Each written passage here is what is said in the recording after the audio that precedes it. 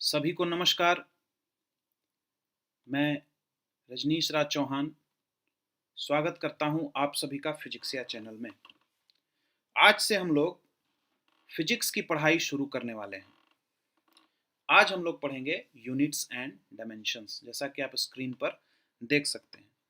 तो जिन्होंने भी बीएससी, एमएससी और 11-12 की पढ़ाई अच्छे से ढंग से नहीं की है, या पढ़ाई किया भी है तो उस पढ़ाई किए हुए बहुत समय हो गए हैं और आप चीज़ों को भूलते जा रहे हैं, तो वो आज बिल्कुल बेसिक से शुरू कर सकते हैं और आप अच्छा कर सकते हैं।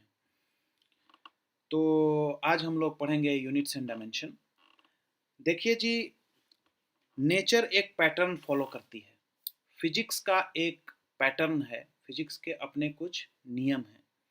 तो उन नियमों को तो समझ सब लोग लेते हैं, जैसे अनपढ़ से अनपढ़ आदमी भी फिजिक्स के नियमों को जानता है। लेकिन जो लोग फिजिक्स के नियमों को साइंटिफिक तरीके से व्यक्त करते हैं, है ना, वैज्ञानिक तरीके से एक्सप्रेस करते हैं, उन्हें हम लोग वैज्ञानिक कहते हैं। और इस विषय का नाम हम लोग विज्ञान दे देते हैं, है ना। जो साइंटिफिक तरीके से नेचर के नियमों को समझते हैं, एक्सप्रेस करते हैं, उनको हम लोग वैज्ञानिक कहते हैं। और इस विषय का नाम जो होता है विज्ञान होता है, साइंस होता है। चाहे वो फिजिक्स हो, मैथमेटिक्स हो, बायोलॉजी हो, कुछ भी हो, साइंस का कोई भी विषय हो, ठीक है। ऐसा नहीं है कि न्यूटन से पहले ग्रेविटी नहीं थी, या केपलर से पहले प्लैनेटरी मोशंस कुछ अलग ढंग से होते थे। ऐसा नहीं है, बस इन्होंने चीज़ों को समझा और साइंटिफिक तरीके से व्यक्त किया। अच्छा, एक बार जब आप फिजिक्स के नियम को समझ जाते हैं, ठीक है, तो उसको आप व्यक्त कैसे कीजिएगा, एक्सप्रेस कैसे कीजिएगा। तो उसको एक्सप्रेस करने के लिए आपको कुछ राशियों की आवश्यकता पड़ेगी, कुछ क्वांटिटीज़ की आवश्यकता पड़ेगी। तो उन्हीं को हम बोलते हैं फिजिकल क्वांटिटीज़। उन क्वांटिटीज़ को हम बोलते हैं फिजिकल क्वांटिटीज़।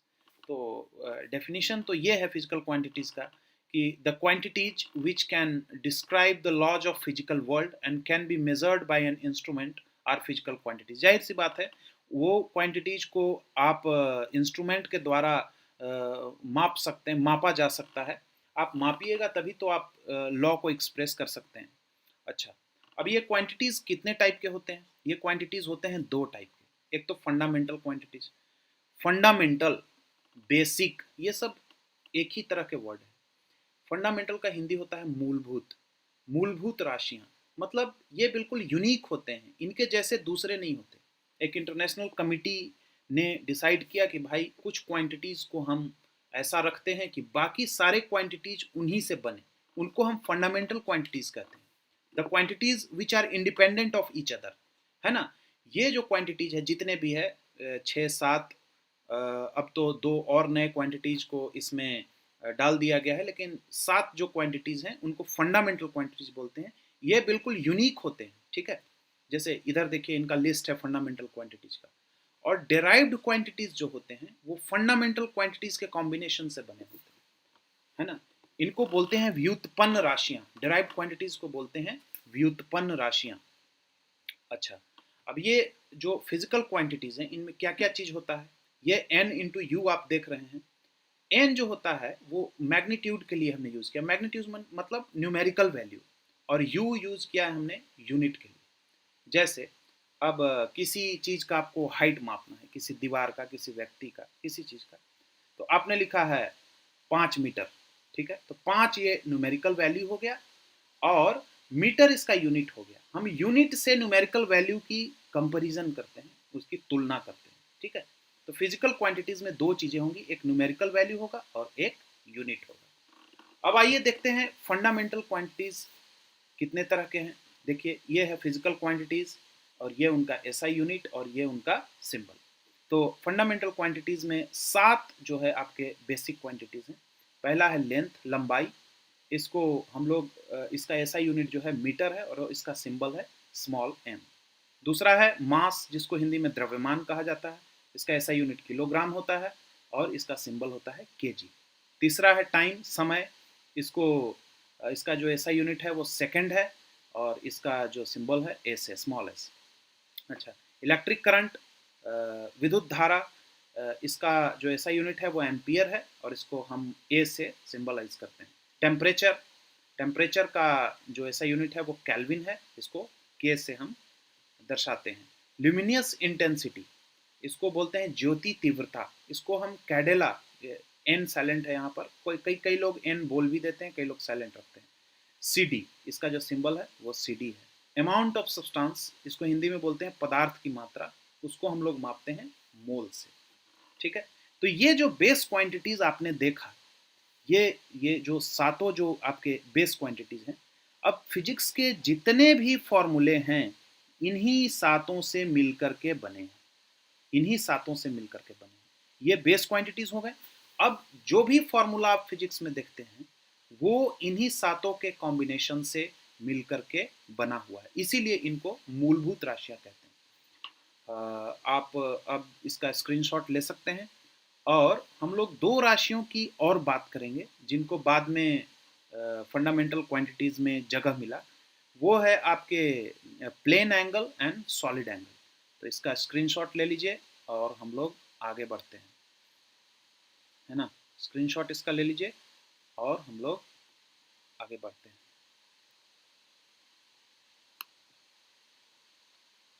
है ना। ये देखिए दो क्वांटिटीज आपके और इसमें ऐड कर दिए गए। तो उसमें आपका पहला जो है वो है plane angle. Plane angle, plane angle क्या है? तो दो लाइन के बीच का जो एंगल है, ये लाइन इधर है, ये लाइन इधर है, इनके बीच का जो एंगल है इसी को हम लोग कहते हैं प्लेन एंगल। ठीक है ना। ये plane angle theta is equal to क्या होता है? आर्क अपॉन रेडियस, चाप बटे त्रिज्या। ये जो होता है वो होता है आर्क अपॉन रेडियस।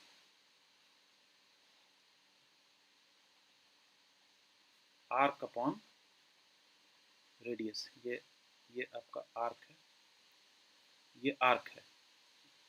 ठीक है, आर्क अपॉन रेडियस।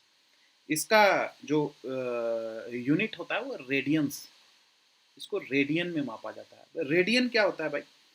तो रेडियन होता है 180 डिग्री बराबर पाई रेडियन। ठीक है, इसकी चर्चा हम बाद में भी करेंगे। और आपका 360 डिग्री कितना रेडियन हो जाएगा? 360 degree is equal to 2 pi radian. ठीक है, दूसरा जो क्वांटिटीज है इसको सप्लीमेंट्री क्वांटिटीज बोलते हैं, जिनको फंडामेंटल क्वांटिटीज में जगह मिला। दूसरा है सॉलिड एंगल। ठीक है, इसके बारे में भी हम बाद में डिटेल से चर्चा करेंगे। अभी सॉलिड एंगल हम लोग देख लेते हैं। आइसक्रीम देखा होगा आपने, आइसक्रीम सब लोगों ने खाया होगा, कोन वाला जो आइसक्रीम होता है, ये इस ढंग का जो आइसक्रीम होता है।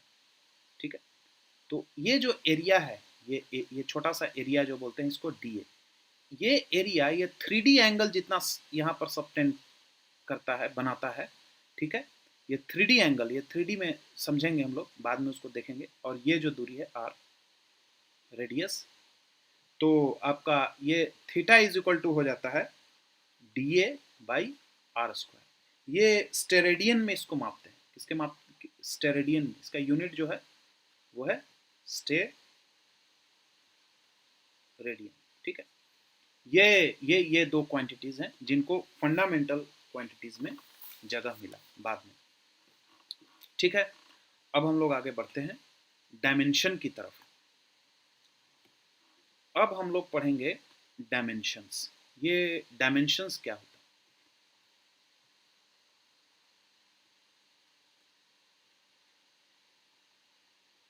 डायमेंशन, तो पहले हम लोग डेफिनेशन लिख लेते हैं, उसके बाद फिर इसके बारे में हम लोग पढ़ेंगे, जानेंगे। तो in order to express derived unit, in order to express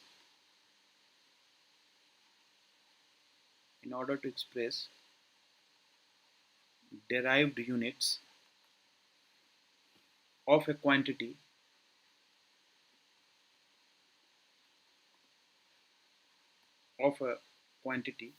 the power to which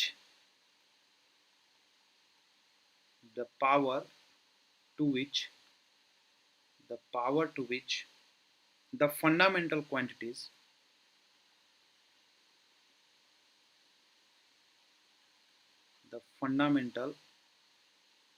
quantities are raised are raised are dimensions, ठीक है. In order to express derived units of a quantity, the power to which the fundamental quantities are raised are dimensions. देखिए, पहली बात तो ये है कि dimensions power होते हैं. क्या होते हैं? पावर होते हैं, ठीक है. किसी भी डिराइव्ड क्वांटिटी को एक्सप्रेस करने के लिए फंडामेंटल क्वांटिटीज पर जो पावर चढ़ाए जाते हैं ना, उन्हीं को हम डायमेंशन कहते हैं, ठीक है. अब आइए इसको देखते हैं और थोड़ा अच्छे से समझते हैं डायमेंशंस को. अब डायमेंशंस जो है, लेंथ का डायमेंशन क्या होता है? लेंथ का डायमेंशन होता है एल, बड़ा एल, और उसको स्क्वायर ब्रैकेट में बंद कर देते हैं, ठीक है. उसी प्रकार से जो आपका मास का डायमेंशन है, वो बड़ा एम, इसको स्क्वायर ब्रैकेट में बंद कर देते हैं, ठीक है. टेम्परेचर का डायमेंशन,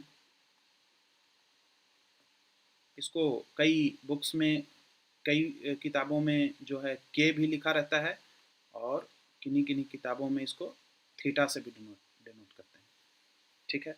उसके बाद फिर आपका टाइम, टाइम को कैपिटल टी स्क्वायर ब्रैकेट बंद.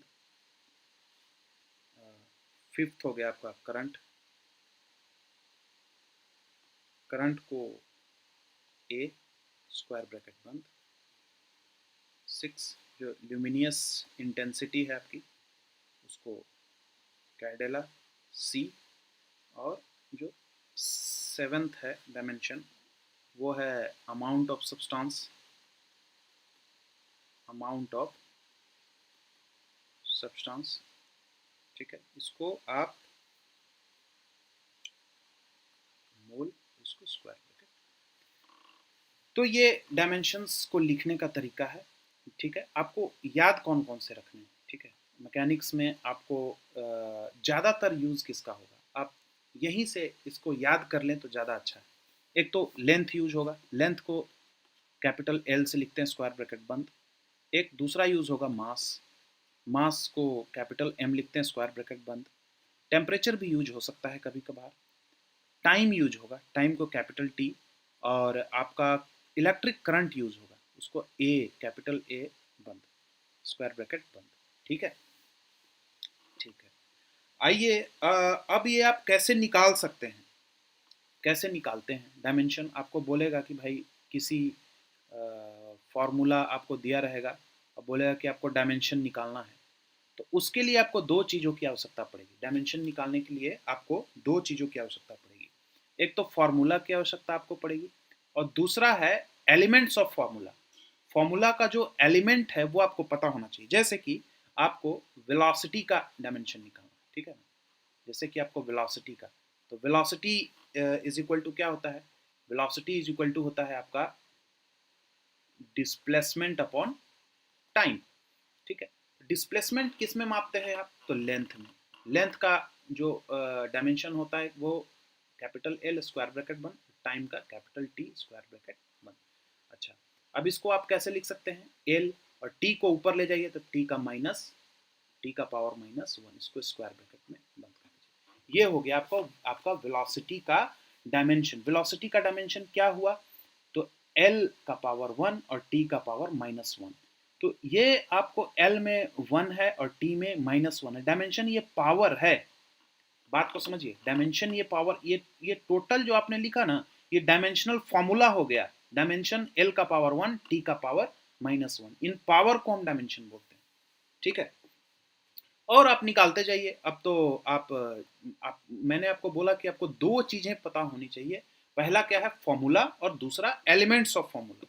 जैसे फोर्स हो गया आपका. फोर्स, फोर्स क्या होता है? फोर्स होता है mass into acceleration. Newton second law, आप लोग न्यूटन का दूसरा नियम, ठीक है. इसको हिंदी में बल कहते हैं, मास इनटू एक्सेलरेशन. तो मास, द्रव्यमान को किस में हम लिखते हैं? Kilogram, KG. अब एक्सेलरेशन क्या होता है? मीटर प्रति सेकंड स्क्वायर. तो ये जो मास है, किलोग्राम है, ये मास है. इसका डायमेंशन कैसे लिखते हैं हम? एम, ठीक है. और ये मीटर का लिखते हैं कैसे हम, एल, और ये नीचे है टाइम का स्क्वायर, टी का स्क्वायर, ठीक है।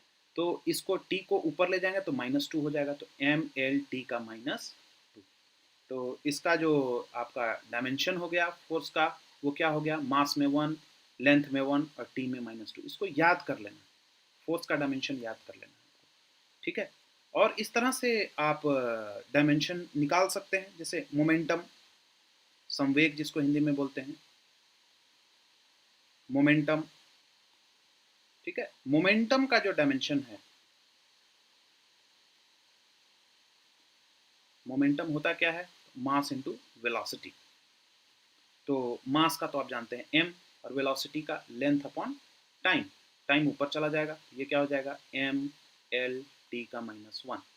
ये हो गया डायमेंशनल फार्मूला, और डायमेंशन हो गया m में 1, l में 1, t में -1, ठीक है।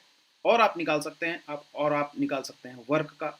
वर्क क्या होता है, फोर्स इनटू डिस्प्लेसमेंट। तो फोर्स का आपने निकाल रखा है ml/t का -2, ये देखिए फोर्स का आपने पहले निकाल रखा है। और डिस्टेंस किस में मापते हैं आप, डिस्टेंस मापते हैं आप लेंथ में।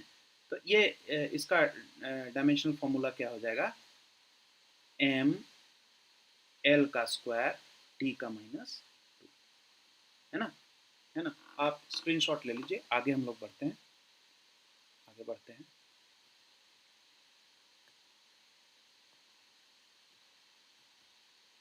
ठीक है, अब आप जो है अलग अलग फॉर्मूला का डायमेंशन निकाल सकते हैं, जैसे एक्सेलरेशन,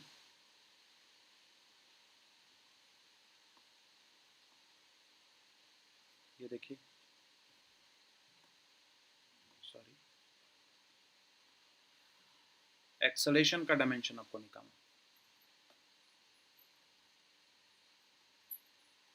एक्सेलरेशन,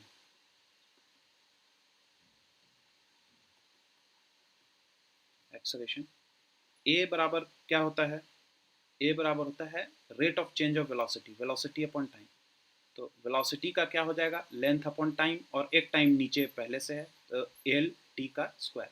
तो इसको आप कैसे लिखेंगे, इसको आप लिखेंगे एम का ज़ीरो, क्योंकि एम तो इसमें है नहीं, एल और टी का -2, ये आपका हो गया एक्सेलरेशन, त्वरण, जिसको हिंदी में त्वरण बोलते हैं, ठीक है। और आप निकाल सकते हैं पावर का। पावर क्या होता है, work upon time, work done upon time, ठीक है।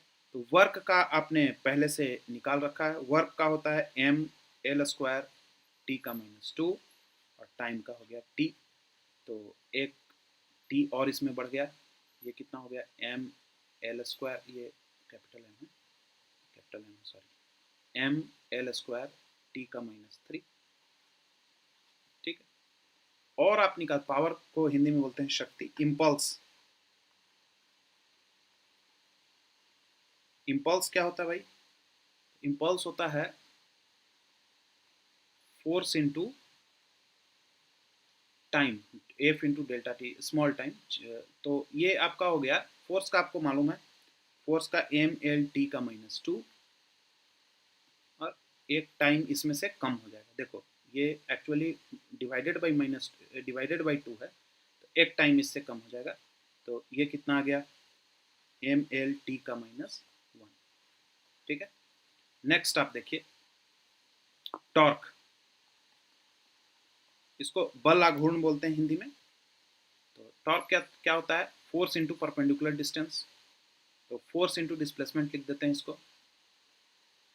तो फोर्स का आपको पता है, फोर्स का क्या पता है, ml/t का -2, डिस्प्लेसमेंट का क्या होता है, l, ये हो जाएगा ml² t का -2, ठीक है। इसी प्रकार से आपको, मैंने आपको बोला ना कि आपको फॉर्मूला पता होना चाहिए, फॉर्मूला का एलिमेंट, फॉर्मूला में ये चीज क्या है, जैसे f इंटू डिस्प्लेसमेंट लिख देते, उसमें f क्या है, डिस्प्लेसमेंट क्या है, ये आपको पता होना चाहिए।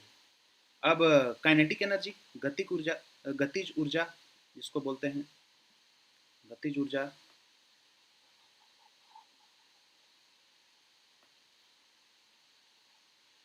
देखिए काइनेटिक एनर्जी इसको गतिज ऊर्जा बोलते हैं, ठीक है। ये क्या होता है, half M V square, half M V square. ये देखिए डायमेंशन में न्यूमेरिकल वैल्यू का कोई मतलब नहीं होता, ये हाफ का कोई मतलब नहीं है। तो एम को हम मास को हम बड़ा एम से लिखते हैं, और लेंथ ये क्या है, वेलोसिटी है, velocity length per unit time का स्क्वायर, इसका स्क्वायर, ठीक है। ये हो जाएगा एम एल स्क्वायर टी का -2, ठीक है। और आपको क्या चाहिए, काइनेटिक एनर्जी। अब पोटेंशियल एनर्जी, पोटेंशियल एनर्जी स्थितिज ऊर्जा, वो होता है आपका M G H, gravitational potential energy की अगर हम बात करें तो एम जी एच हो गया, एम जी एच, एम क्या है, एम एल, और ये जी क्या है, एक्चुअली एक्सेलेरेशन है, तो एल टी का -2 एक्सेलेरेशन का होता है, एल टी का -2, और एच फिर से लंबाई है, एल लेंथ है, तो इसका आपका डायमेंशन हो जाएगा एम एल स्क्वायर टी का -2, ठीक है। अच्छा, स्ट्रेस, स्ट्रेस इसको हिंदी में बोलते हैं हम प्रतिबल। ये होता है आपका force upon area, force upon area. अब देखिए जी, फोर्स का आपको पता है, फोर्स का क्या होता है, एम एल टी का -2, और एरिया लंबाई गुने चौड़ाई, लेंथ इनटू ब्रेड्थ। तो ये लंबाई का, लेंथ और ब्रेड्थ दोनों जो होता है वो लंबाई होता है, एल ही होता है, तो ये एल का स्क्वायर हो जाए, ठीक है। तो ये आपका एक एल से एक एल से एक एल यहाँ खत्म हो गया, तो आपका बचा क्या, एम एल का -1 और टी का -2, ठीक है। स्ट्रेन, स्ट्रेन का मतलब होता है विकृति, ये होता है change in length upon original length, ठीक है। तो चेंज इन लेंथ भी तो लेंथ ही रहेगा एल, और नीचे भी एल है, एल एल कट गया, कितना बचा 1। ये क्वांटिटी डायमेंशन लेस हो गया। तो डायमेंशन लेस को कैसे लिखेंगे, इसके, इसका जो मास का डायमेंशन है वो भी 0 है, ठीक है, लेंथ का भी 0 है, और टाइम का भी 0। इस क्वांटिटी को हम बोलेंगे डायमेंशन लेस। देखिए किसी भी डायमेंशन लेस क्वांटिटी को लिखने का ये बड़ा अच्छा तरीका है, एम का 0, एल का 0, टी का 0, ठीक है। अब आगे चलते हैं, ठीक है, और देखते हैं और कुछ क्वांटिटीज़ की हम लोग डायमेंशंस, और कुछ फॉर्मूला का हम लोग डायमेंशन निकालते हैं, है ना।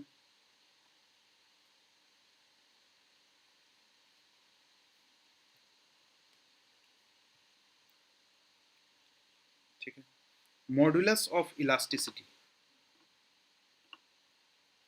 ठीक है। नेक्स्ट है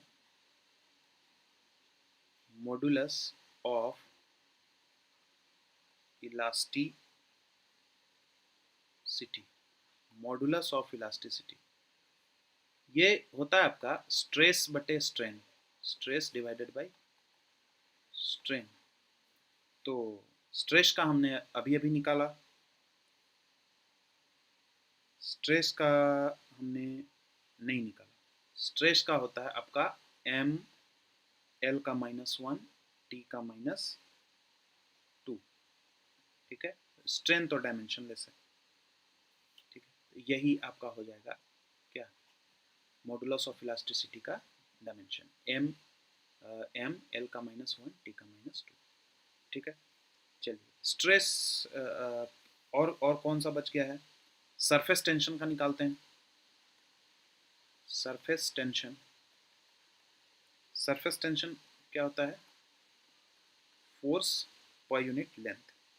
फोर्स का आप जानते हैं एम एल टी का -2, लेंथ तो एल में रहेगा, एक एल एल मर गया, तो यहाँ पर क्या बचा, एम एल का एक भी नहीं, एल का 0, टी का -2, ठीक है। आगे बढ़ते हैं, मोमेंट ऑफ इनर्शिया का निकालते हैं। मोमेंट ऑफ इनर्शिया ये होता है आपका मास इनटू डिस्टेंस का स्क्वायर। तो आपका हो जाएगा मास और डिस्टेंस का स्क्वायर क्या है, एल स्क्वायर, ठीक है, एम एल स्क्वायर। और यहाँ पर t का पावर 0 हम लिख सकते हैं। अब इलेक्ट्रिक चार्ज का, इलेक्ट्रिक चार्ज का क्या हो जाता है, Q is equal to I into T. ये आप जानते हैं ना, आई करंट है, टी टाइम है। अब आपको मैंने बोला कि फॉर्मूला का आपको एलिमेंट पता होना चाहिए, ये क्या, आई क्या है, टी क्या है, क्यू क्या है। तो आई तो आपका बेस क्वांटिटी है, करंट तो बेस क्वांटिटी ए, और ये टाइम भी आपका बेस क्वांटिटी, ये हो गया ए। इसको आप ऐसे भी लिख सकते हैं, m0 L0 ए का 1 और टी का 1। ये आपका हो गया इलेक्ट्रिक चार्ज। नेक्स्ट है इलेक्ट्रिक पोटेंशियल का निकालना हो अगर आपको, इलेक्ट्रिक पोटेंशियल का आपको निकालना हो, विद्युत विभव जिसको बोलते हैं, वो work done per unit charge होता है। वर्क डन का हम लोगों ने निकाल रखा पहले, एम एल स्क्वायर टी का -2, और आवेश का क्या बोलते हैं, इलेक्ट्रिक चार्ज का अभी अभी निकाला आवेश का, वो कितना होता है, वो होता है आपको ए टी। तो आपका इसका डायमेंशन हो गया m1 L2 ए का -1, नीचे है तो ऊपर जाएगा तो -1, और टी का -3।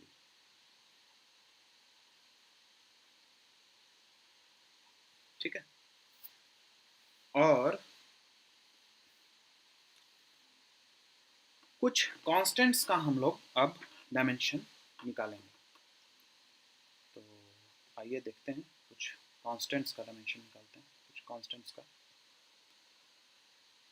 जैसे यूनिवर्सल ग्रेविटेशनल कांस्टेंट, पहला क्या है, थोड़ा कलर अब चेंज करते हैं, यूनिवर्सल ग्रेविटेशनल कांस्टेंट। ये आप जानते हैं कि दो बॉडी जो है एक दूसरे को, जिनका क्या बोलते हैं, मास होता है, मास कुछ भी ले लीजिए, m1, इसका मास है m2, और इनके बीच की जो दूरी है, इनके बीच की कहाँ से, सेंटर से जो दूरी है वो r है। तो ये एक दूसरे पर एक बल लगाते हैं, वो बल होता है F is equal to G m1 m2 बटे r स्क्वायर। ठीक है ना, F is equal to G m1 m2 by r square. तो यही g है ना, इसी g को यूनिवर्सल ग्रेविटेशनल कांस्टेंट बोलते हैं। तो यहाँ से g निकाल लीजिए, g बराबर क्या हो जाएगा, F r square divided by m1 m2, बस बात खत्म। F का आपको डायमेंशन पता है, F का डायमेंशन m/L/T का -2, और r तो r स्क्वायर मतलब क्या, लेंथ का स्क्वायर, डिवाइडेड बाई ये जो आपका पहला मास इंटू दूसरा मास, एक m से एक m कैंसिल हो गया, तो आपका क्या बचा, m का -1, L का क्यूब, T का -2, ये आपका डायमेंशन है। ठीक है, चलिए अब दूसरा देखते हैं, दूसरा कोई कांस्टेंट देखते हैं। दूसरा कांस्टेंट प्लैंक्स कांस्टेंट का चलिए निकालते हैं। प्लैंक्स कांस्टेंट, मैक्स प्लैंक एक वैज्ञानिक थे। प्लैंक्स कांस्टेंट तो वो होता है, एनर्जी जो होता है E is equal to H F. H है प्लैंक्स कांस्टेंट, एफ है फ्रीक्वेंसी। ठीक है, मैंने आपको बार बार मैं आपको बोल रहा हूँ कि आपको फॉर्मूला के साथ साथ फॉर्मूला के एलिमेंट्स पता होना चाहिए। तो यहाँ से आप एच निकाल लीजिए, यहाँ से आप एच निकाल लीजिए, एच बराबर क्या हो जाएगा, ई बटा एफ। और एनर्जी का हमने पहले निकाल रखा है, काइनेटिक एनर्जी का निकाला था ना, तो वही सभी एनर्जी का होगा, एम एल स्क्वायर टी का -2, और डिवाइडेड बाई फ्रीक्वेंसी का जो होता है वो टी का -1। फ्रीक्वेंसी का नहीं निकाला हमने, फ्रीक्वेंसी का टाइम इनवर्स होता है, टी का -1। तो ये आपका हो गया एम एल स्क्वायर टी का -1। ठीक है, एक यहाँ से ये कैंसिल हो गया, टी का -1। ठीक है, अच्छा तीसरा एक और कांस्टेंट चलो निकाल लेते हैं, कौन सा निकालें, कौन सा, चलो बोल्ट्जमैन कांस्टेंट निकाल लेते हैं, बोल्ट्जमैन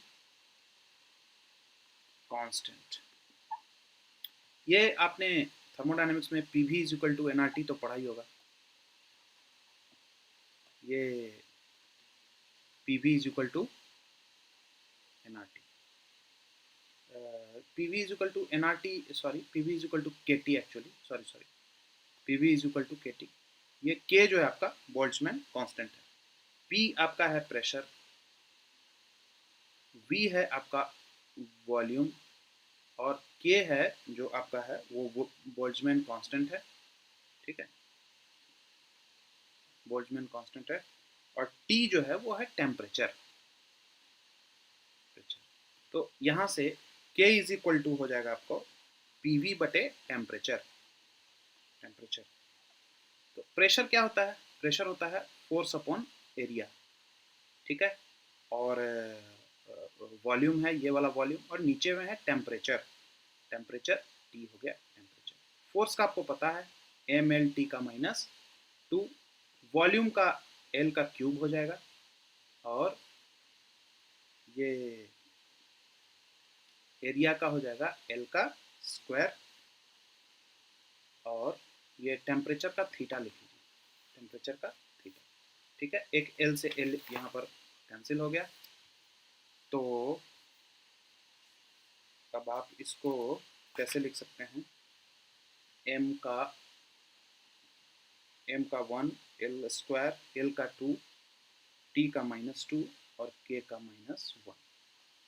ये आपका हो गया बोल्ट्जमैन कांस्टेंट का डायमेंशनल फार्मूला। और डायमेंशन आपको पता है कि पावर को हम क्या बोलते हैं? डायमेंशन बोलते हैं, ठीक है। चलिए, और कुछ, अब ये एंडलेस अफेयर है। अब जितने फॉर्मूले हैं आपको फॉर्मूला का एलिमेंट पता होना चाहिए, ठीक, तो आप निकाल सकते हैं।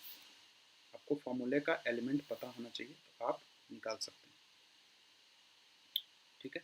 और आगे बढ़ते हैं और देखते हैं क्या कर सकते हैं हम लोग, ठीक है। चलिए, अब तो ये स्पेस फुल हो गया, मिटाना पड़ेगा इसको।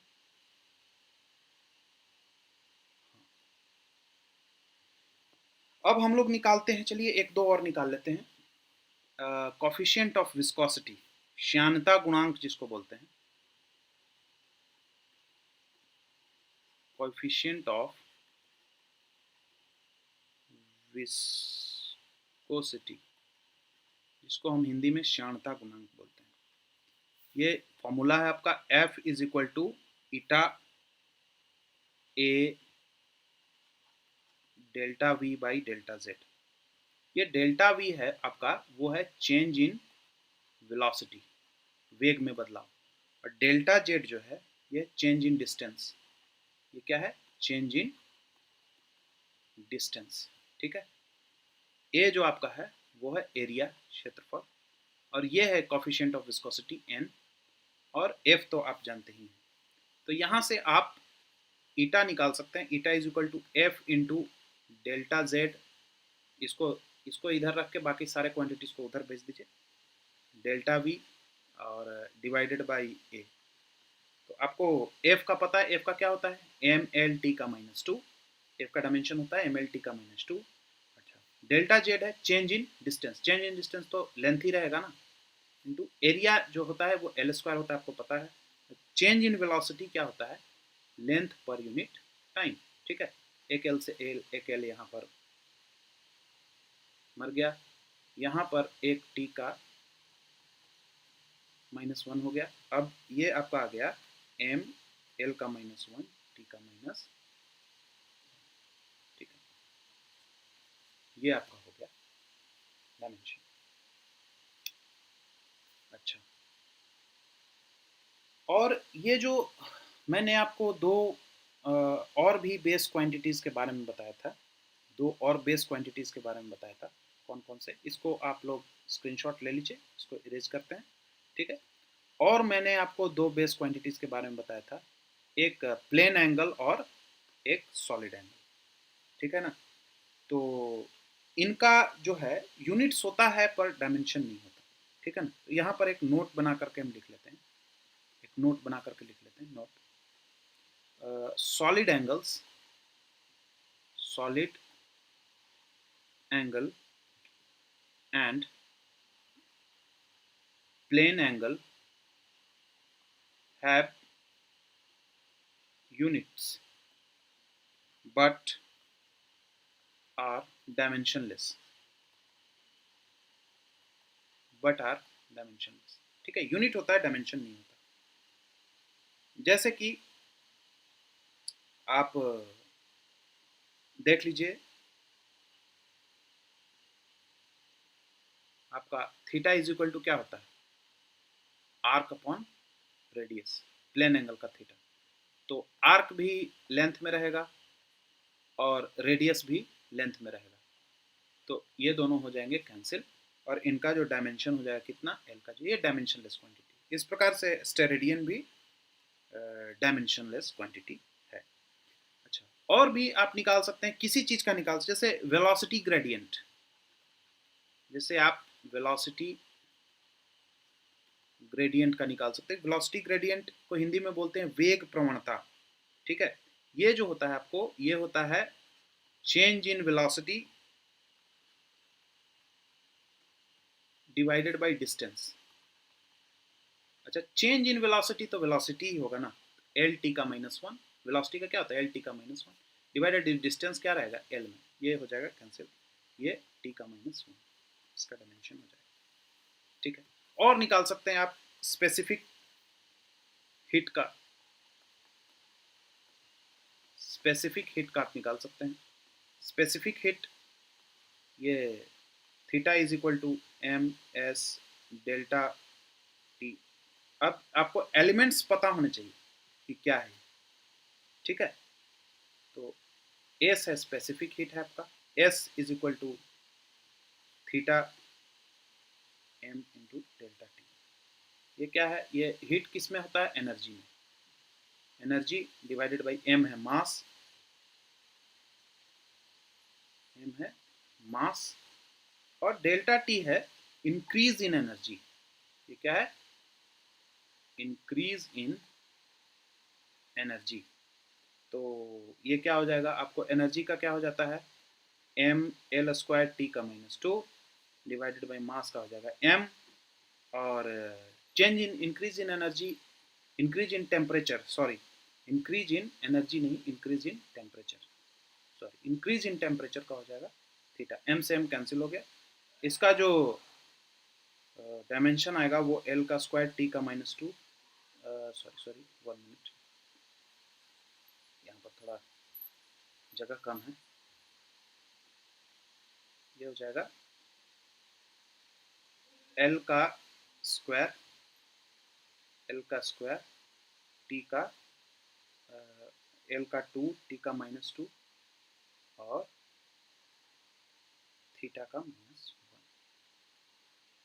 ठीक है। ये इसका डायमेंशन है, एल का 2 टी का -2 थीटा का, ये थीटा जो है वो चेंज इन टेम्परेचर, टेम्परेचर के लिए थीटा रखा हमने, यहाँ पर के भी आप रख सकते हैं, यहाँ पर आप के भी रख सकते हैं, ठीक है। और देखिए, और भी है, और भी आप निकाल सकते हैं, जैसे कि नेक्स्ट आप निकाल सकते हैं आपका gravitational field intensity.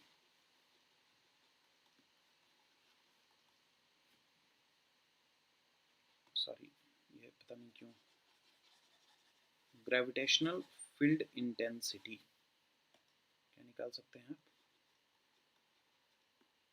Gravitational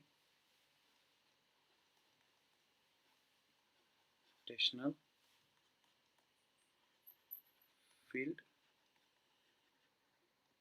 intensity, ठीक है। ये क्या होता है, ग्रेविटेशनल फोर्स,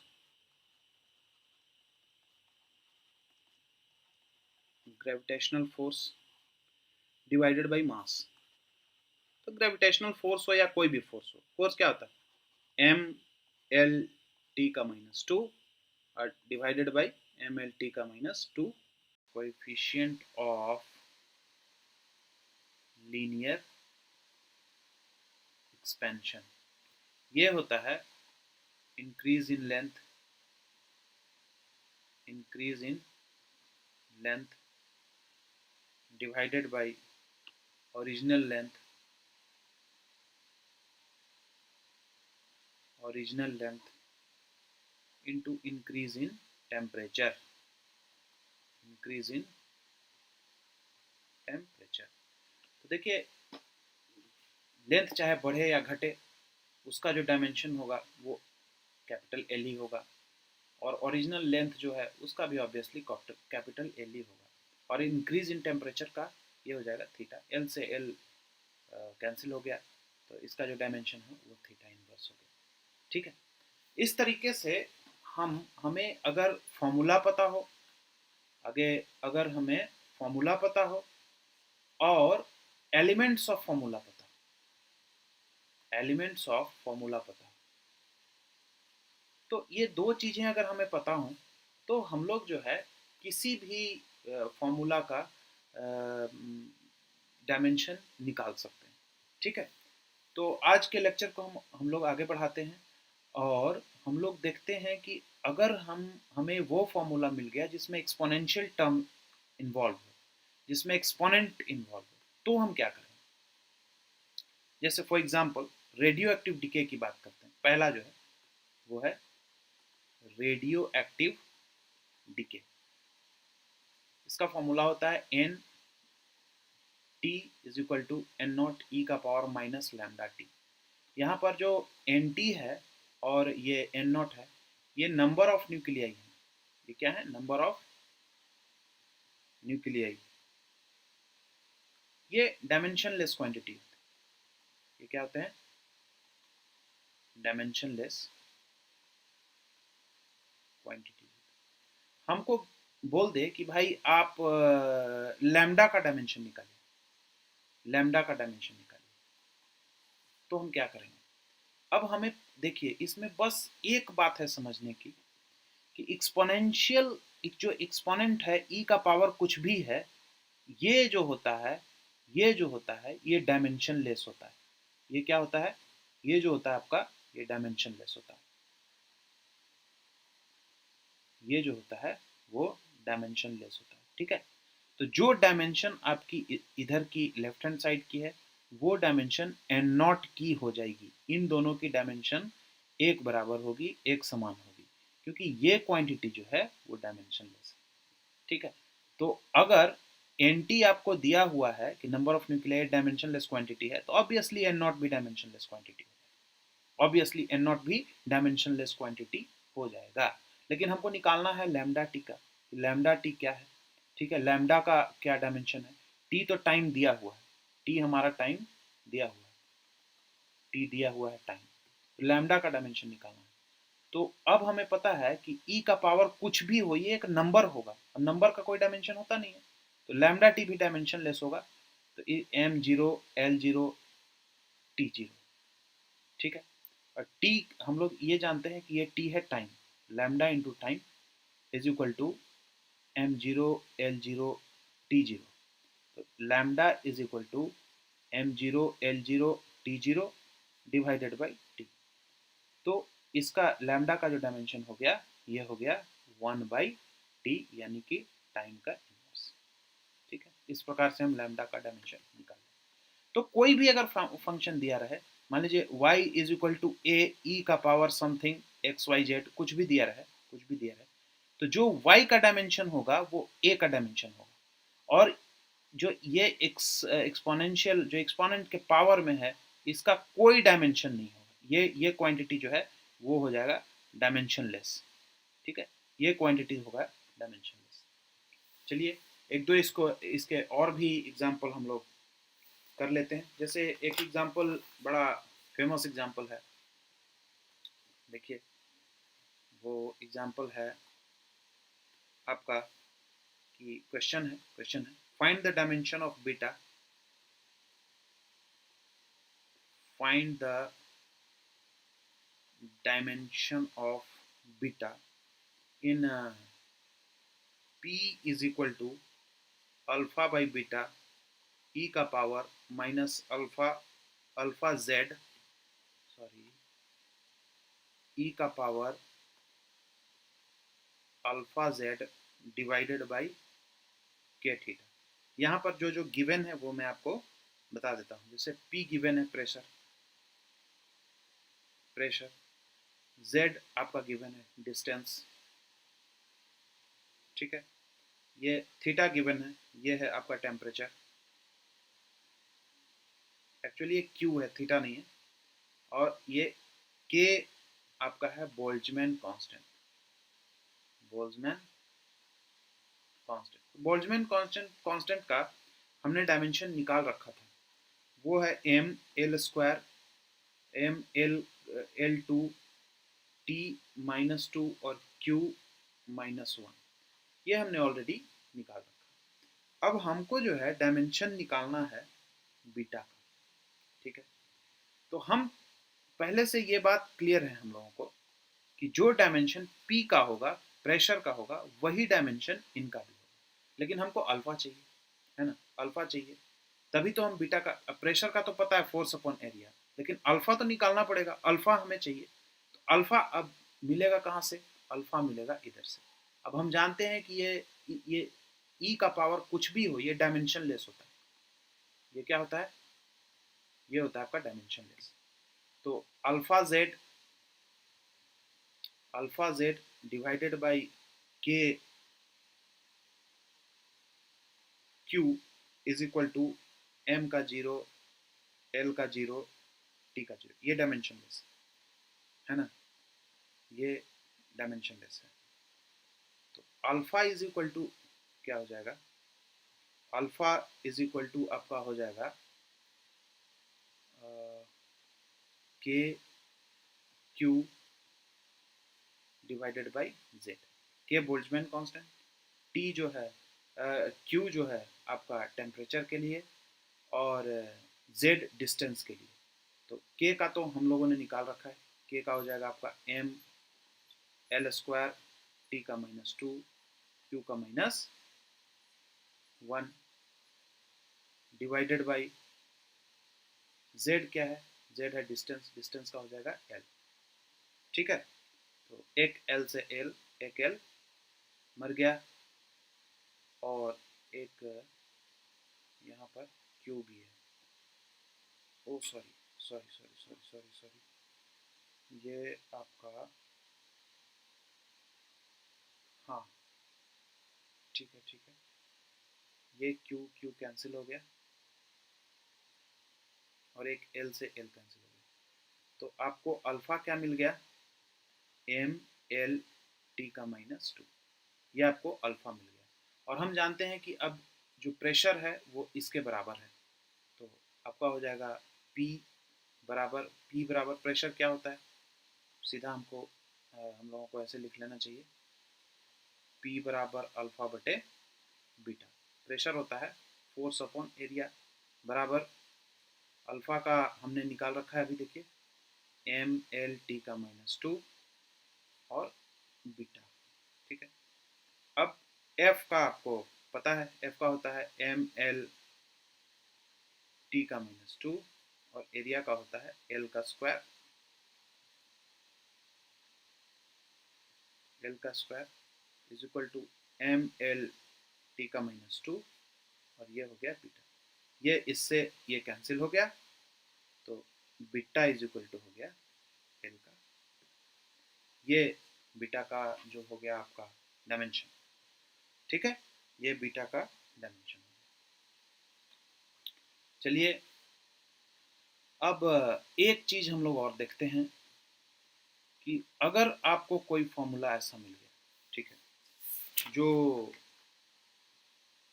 एंगल के टर्म में, जैसे कि आप देख लीजिए ट्रेवलिंग वेव फॉर्मूला, दूसरा जो है वो ट्रेवलिंग वेव का जो फॉर्मूला है उसको देखते हैं क्या होता है। ट्रेवलिंग वेव का फॉर्मूला होता क्या है? वाई, जो कि टाइम और डिस्टेंस पे, टी और एक्स पे डिपेंड करता है, वो हो जाता है ए साइन ओमेगा टी माइनस के एक्स, ठीक है। इसमें आपको पूछ दिया कि आप डायमेंशन बताइए ओमेगा का बताइए, और के का बताइए, और ए का बताइए। अब आप क्या करें?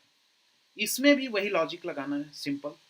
एंगल के अंदर जो कुछ भी है, एंगल के अंदर जो कुछ भी है, ये आपका डायमेंशन लेस है। ये क्या है? आपका डायमेंशन लेस है, ये आपका डायमेंशन लेस है। तो जो आपका y का डायमेंशन होगा वही ए का डायमेंशन होगा, ठीक है। तो वाई तो हम लोग मैकेनिकल जो ट्रेवलिंग वेव है वो हम लोग जानते हैं कि ये होता है आपका डिस्प्लेसमेंट मतलब एल। तो ए का भी डायमेंशन जो होगा वो एल ही होगा। ए का भी एल ही, जो इसका डायमेंशन होगा वाई का वही ए का होगा, क्योंकि साइन के जो एंगल में जो कुछ भी है वो तो थीटा है, वो 60 डिग्री 20 डिग्री 30 डिग्री, तो थीटा तो डायमेंशनलेस होता है, ठीक है। अच्छा, अब ओमेगा का पूछ रहा है, तो अब एक चीज आपको याद रखना होगा और आगे हम लोग पढ़ेंगे भी कि ओमेगा टी भी डायमेंशनलेस होगा और के एक्स भी डायमेंशनलेस होगा। ओमेगा टी अलग टर्म है, के एक्स अलग टर्म है इसी एंगल में, लेकिन ओमेगा टी भी डायमेंशनलेस होगा, के एक्स भी डायमेंशनलेस होगा, ठीक है। तो यहां से देखिए ओमेगा टी डायमेंशनलेस मतलब क्या, एम का जीरो, एल का जीरो, टी का जीरो, है ना। ओमेगा का आपको पता नहीं है, और टी तो टाइम हम लोग जानते हैं, तो time T is equal to M का जीरो, एल का जीरो, टी का जीरो। ओमेगा का आपका हो जाएगा एम का जीरो, एल का जीरो, टी का जीरो डिवाइडेड बाई टी, तो आपका हो जाएगा 1/t, ये हो जाएगा टी का इनवर्स, ये हो जाएगा टी का इनवर्स, ठीक है। ये डायमेंशन हो जाएगा टी का इनवर्स। अब इसको आप ऐसे भी लिख सकते हैं, एम का जीरो, एल का जीरो, टी का -1, ठीक है। ये आपका ओमेगा का निकल गया, ओमेगा का निकल गया, क्या निकल गया, टी का -1।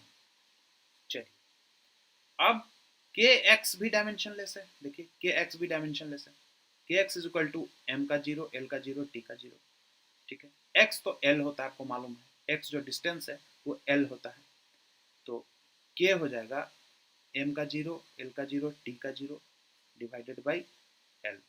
एक्स का क्या हो जाता है एल, इसका डायमेंशन हो जाएगा एम का जीरो, एल का 1, टी का जीरो, ठीक है। तो हम लोगों ने देखा, हम लोगों ने क्या देखा कि चाहे वो फंक्शन जो है वो उसमें साइन कॉस इन्वॉल्व हो जाए, कोई भी एंगल इन्वॉल्व हो जाए, या तो एक्सपोनेंशियल फंक्शन कोई भी इन्वॉल्व हो जाए, उस केस में हम लोगों को क्या करना है, उस केस में हम लोगों को क्या करना है, इन दोनों ही केसों में हम लोगों को क्या करना है कि जो एंगल में हो, जैसे y is equal to A sine, इसमें समथिंग समथिंग कुछ भी हो, इस ये क्वांटिटी हो जाएगा आपका डायमेंशनलेस। तो जो y का डायमेंशन होगा वही a का डायमेंशन होगा। और अगर एक्सपोनेंशियल फंक्शन इन्वॉल्व हो, y is equal to A E का power something X Y Z, तो जो डायमेंशन y का होगा वही डायमेंशन a का होगा, और ये जो क्वांटिटी है ये हो जाएगा डायमेंशनलेस, ठीक है। इन दोनों में ये बात याद रखना है, ठीक है। तो अब हम यहीं इस वीडियो को करते हैं एंड, और आगे हम लोग पढ़ेंगे ये डायमेंशनल जो डायमेंशन है इनका इस्तेमाल कहाँ है, इनका यूज़ क्या है, और एरर्स पढ़ेंगे, ठीक है। एरर्स पढ़ेंगे और ये डायमेंशंस का यूज़ कहाँ है ये पढ़ेंगे। तो मिलते हैं अगले वीडियो में।